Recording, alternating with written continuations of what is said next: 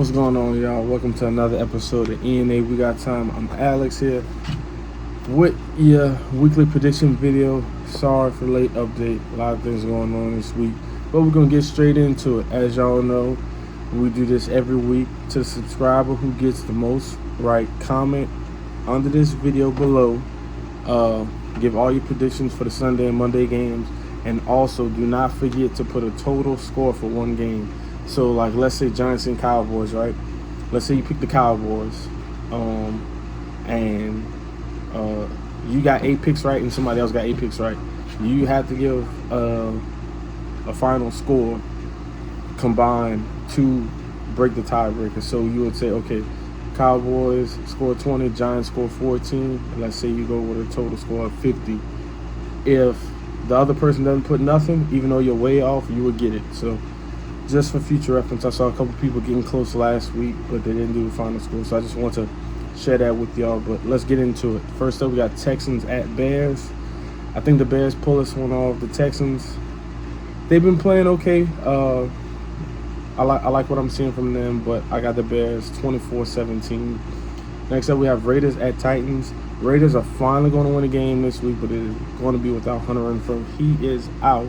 Bud Dupree's also out for the Titans defense, who has looked very shaky over the first couple weeks. I have that game, Raiders 30-17. Next, we have Chiefs at Colts. The Colts are coming off a very, very bad loss. So I have this game 34-10 Chiefs. Next, we have Bills at Miami. So here's an interesting one, and here's my hot pick of the week. I have Miami winning this game. The Bills have a lot of guys out on the defense, which has played probably some of the best football of any defense so far this year. But Miami, we saw what they did in the comeback to Baltimore, and Baltimore historically always has a pretty good, if not great, defense year in and year out. But with Miami's firepower, and they have a pretty decent defense, I believe Miami wins this game in a really, really nice shootout. I got this game 38-31 Miami. Next up, we got Lions at Vikings. I got the Vikings bouncing back on this game. They really, really got manhandled by Philly. I think Philly's one of the better, probably a top 5 for sure. Top 5 for sure. Maybe top 3 team in the NFL this year. So, I mean, there's really nothing you can say about that. But the Lions have showed that they can come back, and they almost came back on Philly week 1, if I'm not mistaken. So I got this one being a really close game, but the Vikings pulling out 27-24. Next, we have Ravens at Pats. Historically, Ravens and Pats have always been a pretty close game. There haven't been too many blowouts. But I think this year might be a little different. The Patriots defense looks a little slow. Really haven't got up to speed with what I think they will eventually get to further on down the road. But I think the Ravens are really clicking right now.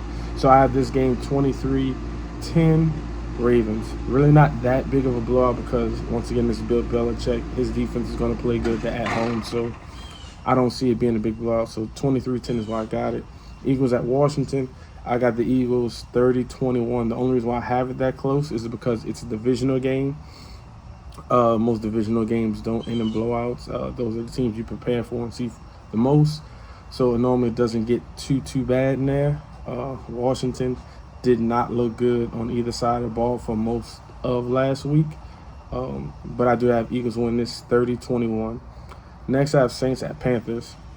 Panthers offense doesn't look too good. Saints offense does not look too well either. The only difference is the Saints defense looks incredible. So I have the Saints winning this one 24-10 at Carolina. Next, we have Jags at Chargers. The Jags, they've shown a couple bright spots throughout the first couple of weeks. I know a lot of people are high on them because of Trevor Lawrence. I'm not exactly sold on that entire team yet. I need to see more from Etienne, the high draft pick. I need to see more from all the pieces that they gathered. But I think they can be a pretty good team. I just don't think they beat the Chargers at Chargers. So I have this game being 24-17. Next, we have Rams at Cardinals. Rams almost let Atlanta come back last week, if I'm not mistaken. Cardinals did come back against the Raiders. This is a divisional game, but I do have the Rams winning this one 24-21. I just think they're a better team, and I think this is a game that they must win because the Cardinals aren't playing their best football right now, and they want to keep it above. They want to keep above water, at least in the division. So that will help them out further on down the line. Next, we have Falcons at Seahawks, another divisional game. I don't see either team really going that far. Falcons, I would like, hopefully, to see the rookie quarterback, Britter, I believe his name is. I would like to see him get in there at some point also. I'd like to see Kyle Pitts get more targets, maybe a better scheme to get him open because he's a dynamic player. Seahawks, Geno Smith, I know you had a great week. You need to follow that up. You need to come back with some more because you gave a hell of a quote at the end of that game winner. So we need you to step that up.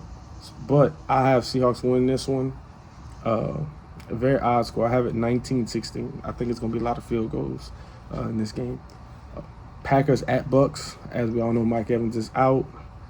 Julio is probably not going to play. And we all know, what's the other receiver's name? Godwin. Yeah, Godwin, I believe that's his name. He is out. So the Bucks, they just promoted Cole Beasley, who just got there this week, to active roster. He's going to play.